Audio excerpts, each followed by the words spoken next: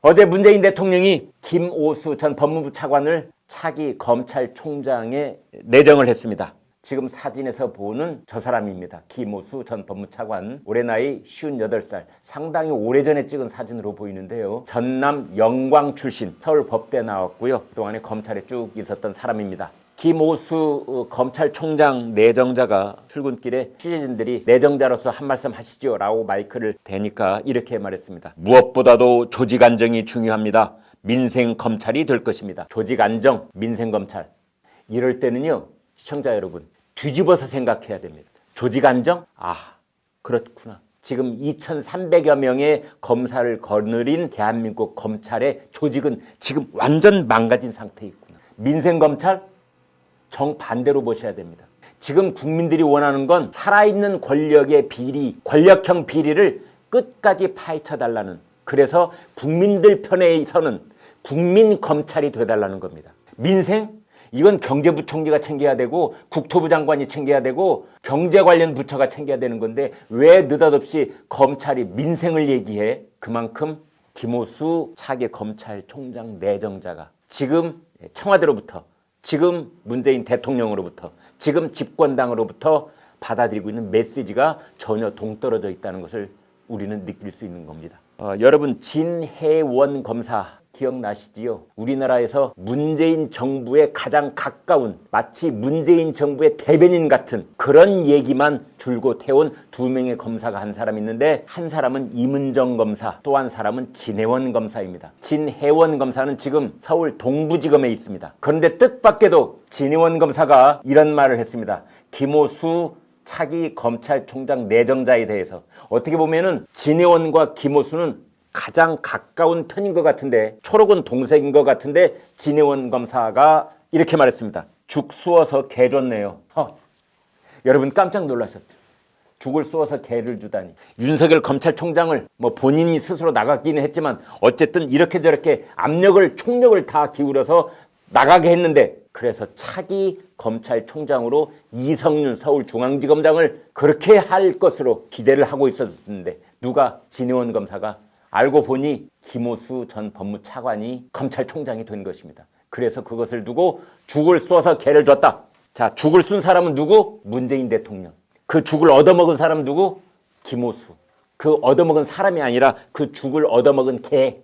여러분, 긴 말이 필요 없습니다. 대한민국 검찰이, 그 검찰의 조직이 얼마나 망가졌는가가 바로 여기에서 증거로 나오는 겁니다.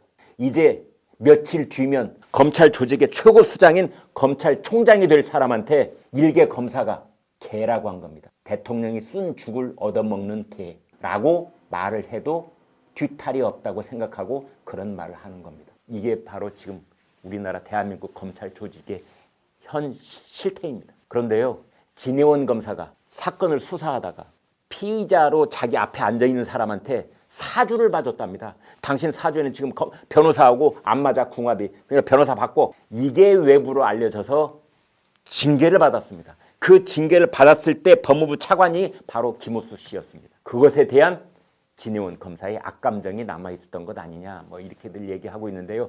그래, 자기를 징계했던 법무부 차관 김오수 차기 검찰총장한테 개라고 비유한 것은 또 그렇고,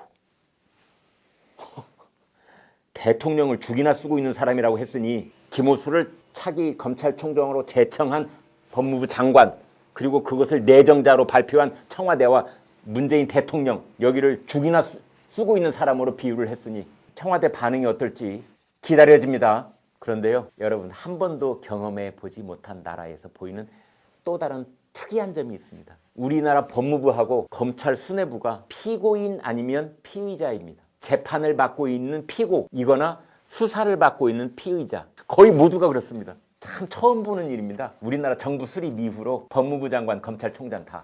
박범계 법무부 장관은 국회 패스트트랙 충돌 때 야당 당직자를 공동으로 폭행한 혐의를 받고 있습니다. 지금 재판 진행 중입니다. 정진웅 광주지검 차장, 한동훈 검사장 독직 폭행 혐의, 이성윤 서울중앙지검장, 김학의 불법 출금 수사 무마 혐의 곧 기소될 예정입니다. 이용구 법무부 차관 술 취해가지고 택시기사 폭행 혐의 지금 수사받고 있습니다. 이광철 청와대 민정비서관, 김학의 기획사정 및 불법 출금 관여 혐의, 법무부 장관, 법무부 차관, 조금 전에 말씀드렸던 검찰총장 후보, 서울중앙지검장, 청와대 민정비서관. 이쯤 하면은 이 사람들 한 줄로 쭉 세워놓으면은 우리나라 법무부와 검찰을 대표하는 사람들이라고 할 수 있죠. 멀리 갈 것도 없이 이 5명만 보면은 우리나라 사정 그걸 총괄적으로 책임지는 사람들 아닙니까? 지금 피의자이거나 재판을 받는 피고인입니다.